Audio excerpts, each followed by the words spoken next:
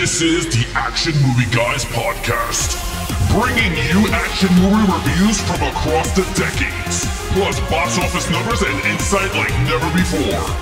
And now, your hosts of the Action Movie Guys podcast, Alex and Nate. What's up, everyone? Welcome to episode number 240 of the Action Movie Guys podcast. I'm your host, Nate. This is my co-host, Alex Figueroa. And on this episode, we are continuing down the river of crap. Or maybe it's not. I don't know. We're doing poorly reviewed. Okay, the poorly reviewed action films. This is where we tried to find movies with very low Rotten Tomato scores and see if maybe there's some hidden gems in there or the critics got it wrong. Now, the first time we did this last year, I think we found one that we enjoyed pretty good, and the rest, they kind of crap the bed. So far this month, we've done Dragon Ball, and now this episode, we're going to be doing a little movie called Bangkok Dangerous. Now, Alex, I know you haven't seen this, but had you ever even heard of this movie? Nope. Okay, interesting. Not that interesting. I don't blame you. This did come out in the theaters, by the way. It made $42 million worldwide on a $45 million budget. So it was a big money loser with marketing and everything. I do remember when this came out on Blu-ray because it has that picture of Nicolas Cage like doing this thing with the long hair. So, and that's all. I thought I have seen this, but when I watched it today, I don't think I've seen it. So I'm going to say it's a first time watch for both of us. Okay. All right. Now, before we go into this, let's get the Rotten Tomato scores. This is what got it on this episode. This is sitting with a 9% critics score. And this is the baffling part, a 26% audience score. So 1 out of every 4 people who reviewed this liked it. Interesting. What do you think? That is very interesting for this type of movie. I would say that for the least. The 9 for the critics? Not surprising. Not surprising. Not that surprising. Not surprising for this type of movie. No. Okay. Well, I'm glad you get to go first on this one because I want to hear what you have to say about Bangkok Dangerous. Now, of course, the lead character, he's a guy named Joe, and he is played by Nicolas Cage. Please, my friend, take it away. What did you think? Well, Joe will get a 2. Joe was decent. He was decent. His character was a decent character. He's an assassin that goes by the rules, another generic go by the rules character put on screen for us, but played by the iconic Take Your Money Nicolas Cage on any film.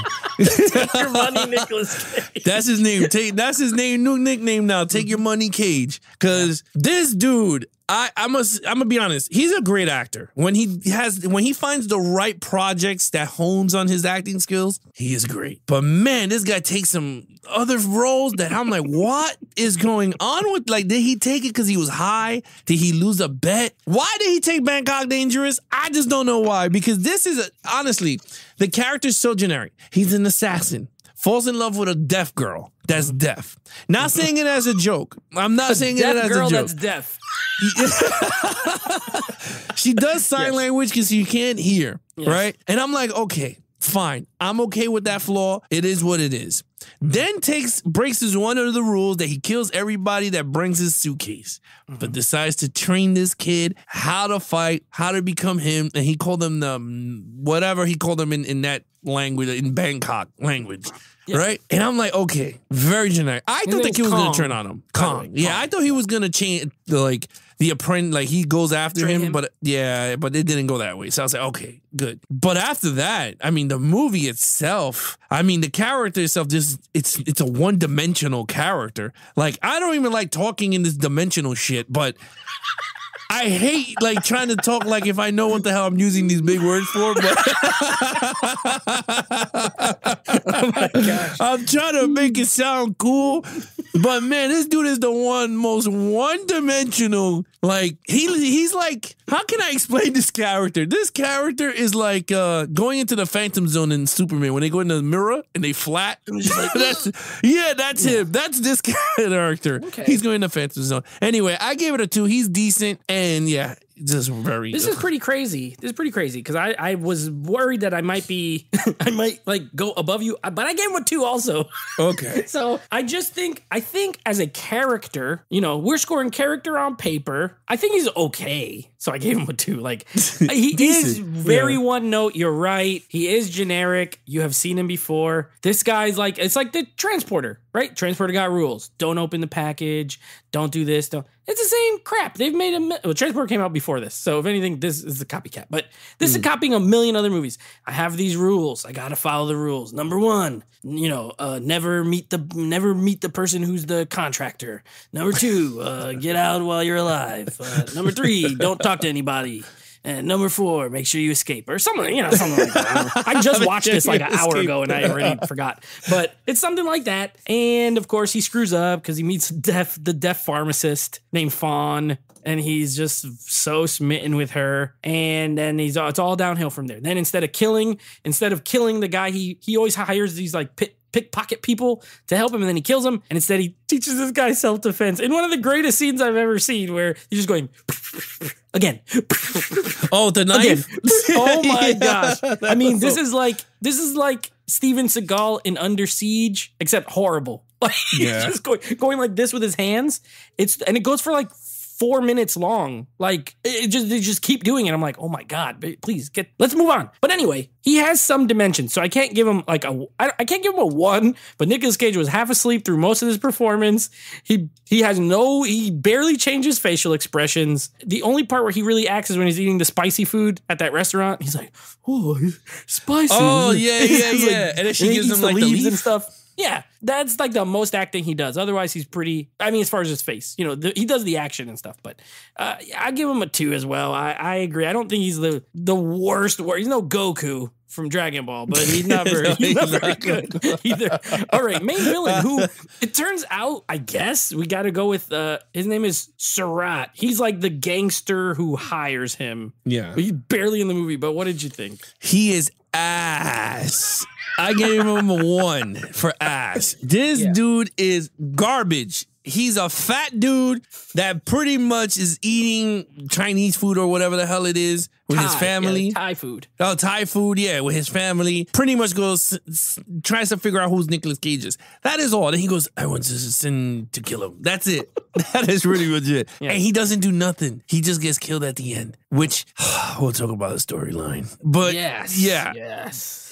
This character was ass. I don't know what to say because he is ass, and people with ass gets not much description because honestly, I really don't know what to talk about. He's really a mobster's type character. Pretty much hires Nicolas Cage without seeing his face to do this assassinations on all these people with briefcases. And other than that, they never come to contact until the last 2 minutes of the movie, and that's it. It's pretty much ass. So I gave him a 1. I don't want to spend too much time on this. I gave him a 1 as well. He's barely in the movie. He's just a mob guy who hires this guy to assassinate people. It's all very random. And then at the end, he's like, we got to find out. He's going to know who I am. And if they catch him, he's going to report me. We got to kill the girl. We got to kill his friend Kong. We got to kill them all. And then other people do all the bidding. Yeah. That's it. I just told you his whole part. He's on screen for 10 minutes, maybe. 1. I don't want to keep going. You are correct. He's horrible. And even at that, technically Nicolas Cage is a villain in this movie because he's a freaking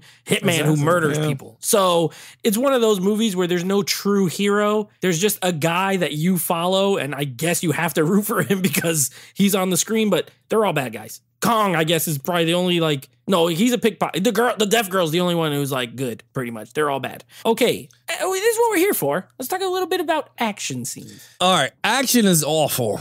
I cannot find a really good scene that I could go, okay, I could give this. I mean, the action scenes were boring. I never seen an action scenes that were boring. I never seen a movie. I mean, Dragon Ball Z has some shit scenes, but at least they were entertaining and funny. I was laughing at those. This one was a boring ass action. Boring. I gave it a 1. And I normally never give a movie that has a lot of action scenes a 1, but it's stale. It's generic. It's nothing creative at all with this guy. And honestly, this is the first time we really going deep into action like this, but I never seen an action movie that's 2 hours or an hour and 50 something minutes or something that it was just boring. It was just boring. And I gave it a 1. Yeah. So, okay. I know exactly what you're saying. There's something about it that it just doesn't hit. Nothing hits. Nothing feels like it hits hard ever. Yeah. There is action in it, mostly in the second half. In the first half, it's very light. And like this, like he drowns a guy in a pool. Like that's not really action, but that's the kind of hits he's doing at first. And then, here's where I was going to give it a 2. I was like, okay, there's action here. But then you're right. Like it just, as it's going, I'm like, but I feel nothing. Like I don't feel any, like this is not very well shot. It's not the worst looking action either, but it's just bland. It's bland. This is like mashed potatoes with no butter or salt or anything. Yeah, it's just a cooked potato. You're right. I mean? It's like rice without seasoning. This is unseasoned rice. You can eat it. You can eat it and your body will accept it, but your taste buds won't like it. And that's what this movie is as far as action. Unseasoned rice. You're right. It's just, I minus the point because once we got to the boat scene where those boats, like when they're shot close up, they look like they're going fast, but when it zooms out, they're going really slow. And then he's slowly driving on that dirt bike. And then he crashes it into a wall and it explodes like it's a bomb. It was only going 20 miles an hour. Like it would not explode like that. And then he shoots the guy. It goes through the guy and the boat, which is, what kind of gun is it? He's shooting a handgun. It doesn't, I don't know. There's just so much stuff that's like, And at the end, he's in the red room and he got 2 guns. When he walks up behind the guy and he puts the guns over him like this, I'm like, oh my God, what is this? I swear those directors thought it looked cool. It didn't look cool. It was really lame. I have to give it a 1. And maybe I did see this, I just saw John Wick 4 the other day. Maybe that made it where like, if this sound effects don't punch me in my gut, I'm going to give it a low score, but it didn't help. I'll tell you what, watching this after any other good action movie, you will give it a 1 or a 0 if you have that scale. So I'm with you, my friend. I gave it a 1. All right, storyline. Another dud. This is a dud. It's a 1. It's a train. It's a train to the 1 train, baby.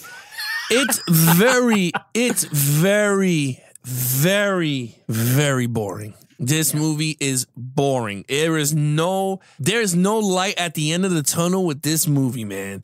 I thought there would be. I thought because it's Nicolas Cage, it could have been one of those sleeper hits. But no, dude, this movie is god awful in terms of pacing. And it is so slow. It's like watching a turtle run, this damn movie. The storyline is boring. It is such a generic storyline. The only hope I can say is when he went on a date with the girl. I would say, you know what? That's the only time I was like, okay, wow, that's actually pretty cool. And when he killed the 2 guys in the park and she saw him. Other than that, the movie sucked ass. And let me get to this ending, because this ending had me going, what the fuck? He kills himself with the other guy, which I'm like, why? No one saw you? You could have just got out the car and you could have left. Why did you decide to kill yourself in front of everyone? I don't understand. It was just a horrible. That's when I literally was like, if I owned this movie, I would have threw it out the window. Like into the street. Take it out and snap it in half. Yeah, I would have snapped it in half. And the other time that I ever did that was playing MLB The Show 08. I took it out of my system and snapped it because I got so frustrated.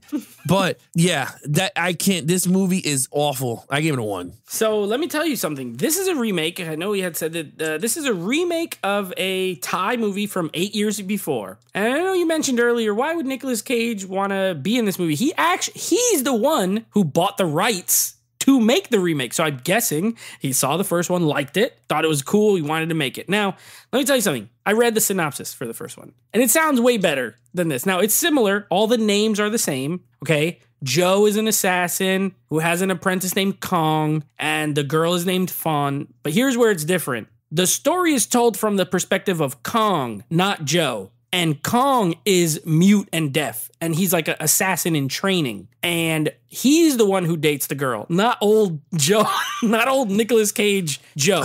So Nicolas Cage took it and said, I'll play the old veteran assassin, but then made it about his character rather than the younger person. So the original sounds much more interesting to me. You know what I mean? From the perspective of Kong, and he's the deaf one instead of the girl. He's like, Nicolas Cage said, I ain't playing no deaf. Make the girl, I'm gonna make the girl deaf. Not me.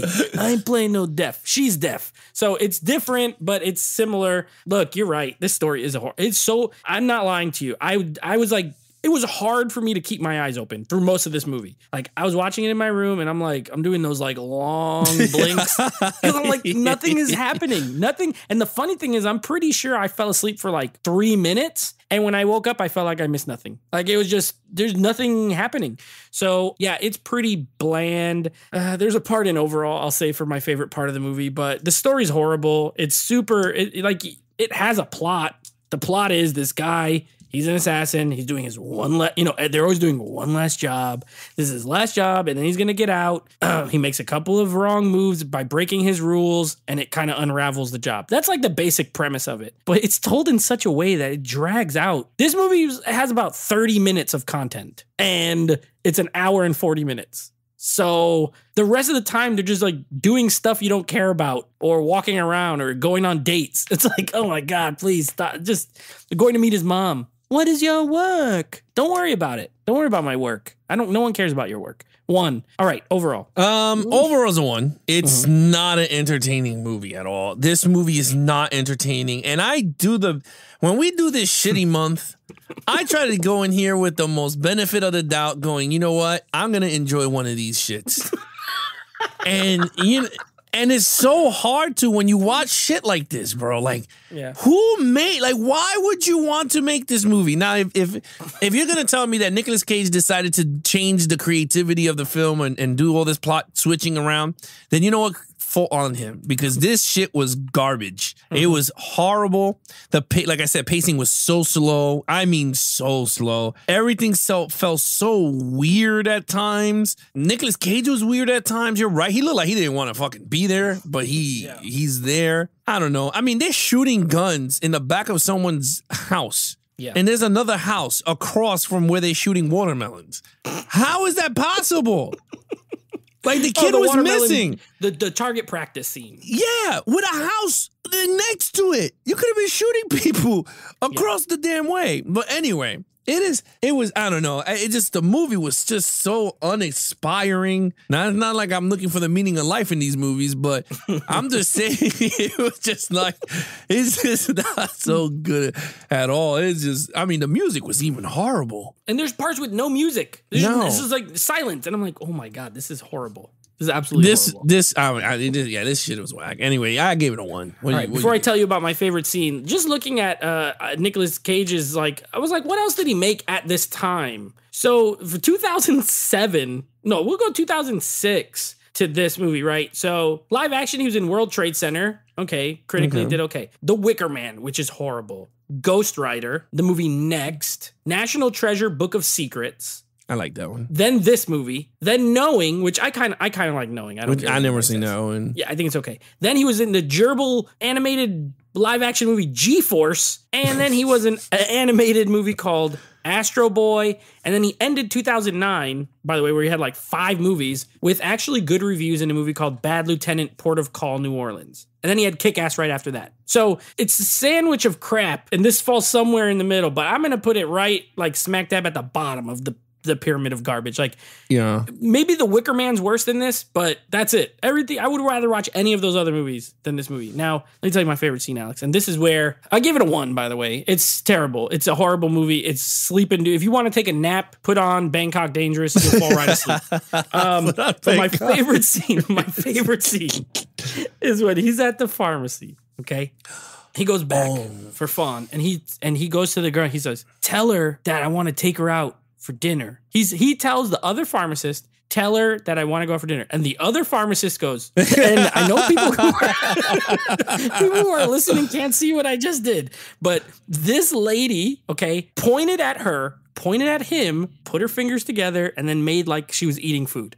I'm like, he could have done that himself. He could have he thought she was going to do some real sign language, and she just does like miming them going to eat. That is this movie in a nutshell. It's so stupid. That summarizes how I feel about this movie. That part made me laugh so hard. And then their story has she's just like, nope. He shoots those people in the street, and she's like, nope, I'm out. I'm done with you. And that's it. And there's no there's nothing. She just dumps him and then like moving on with my life. So well, no, he goes back to her at the end, and then she realized she loved him, and then she ran and he left to go kill the kid. I mean, to kill those gangs. But yeah, I agree with you. I mean, it was a just real horrible. Resolution to that? Like she literally dumps him. He goes and sits outside on his motorcycle. She closes the blinds, and then nothing until the very he goes back, and then she's like, no, actually, but it's like there's nothing else. It's weird. It was a weird choice. Yeah. I gave it a 1, so we should have the same exact total points. We have a 6. Right? Yeah. So this is 1 point better than Dragon Ball Evolution. I honestly feel comfortable with that. I think that's worse. This movie's not good. But no, that movie's like offensively bad, where this is just boring. Well, if you know Dragon Ball is offensively bad. Like, I don't know Dragon Ball. So for me to go, it's offensively bad. But from watching now that I saw footage and clips and everything, it's god awful. I mean, and it's PG, like it's for little kids. At least this is R, like there's blood, but not as bad as that. So I'm okay giving it the 1 point more, but it's close, pretty close. Now, moving on. Next week, we got a fun one next week. One fun one and one we'll see. We're gonna do a little Batman Returns, so that'll be our franchise movie, and then our next poorly reviewed film with I did this last week with this movie. Let's look up what that Rotten Tomato score is so we can prepare our listeners. All right, so the next movie we're going to be doing has another 9, so a 9% critic score. So we're going double 9s here. We're doing a little movie from 2006 called Ultraviolet. Now, I'll be honest, I saw this movie. I'm not gonna lie, I own it. I never saw it because you know what? Look, I'm gonna date myself. Well, besides that, when Blu-rays first came out, if you remember this, I don't know if people remember this though. When Blu-rays first came out, and you buy a Blu-ray player, it comes with a pamphlet that you get 5 free movies. Oh. And if one of the 5 free movies I got was Ultraviolet because it was Sony, right? Sony made it. Yeah, it was so it was part of the whole Resident Evil franchise, right? Screen Gems or some shit. Is it? Let's see. So no, it's Sony Pictures Entertainment. Yeah, so Sony Pictures. So it was like 5 movies from Sony Pictures you get for free because you purchased a $600 PS5. I mean, I'm sorry, a Blu-ray player at the time. So that was my free movie, but I never got to see it. So okay, well, I saw this at the theater when I was just with my friend Chico. By the way, that was his name. What was his last name? Chico. Well, my friend Chico. We went to see this movie when we were 19 years old, fresh out of high school. Let's do the same thing we did last week. Let's give you the synopsis because you've never seen it. In late 21st century, a vampiric disease modifies some. Listen to this. Modifies some people. That's literally what it says. Imbuing each of them with superhuman strength, intelligence, and speed. Worldwide civil war looms as normal people, feeling threatened by their enhanced brethren, demand the extermination of the group. One such transformed female, Mila Jovovich, finds herself caught in the crossfire when she becomes the protector of a boy who is perceived to be a threat to humanity.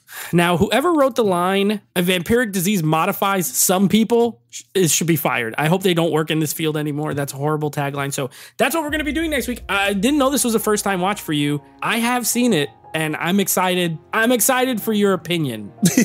I'm excited for your opinion. That's all I'm going to say. I'm looking forward to see what you think. So that's what we got coming up next week. Well, there you have it. If you guys want to follow us in our social media accounts, please follow Nate over on Instagram at Netflix Reviews. Check out the podcast with him and his friends called Netflix Movie Reviews. Anything Action Movie Guys, head over to Instagram at Action Movie Guys Podcast or follow us at youtube.com/Geeks and Flicks for the video version of the podcast. Other than that, he is your host, Nate from Netflix Reviews. I'm his co-host, Alex Figueroa. Be awesome to each other and geek out.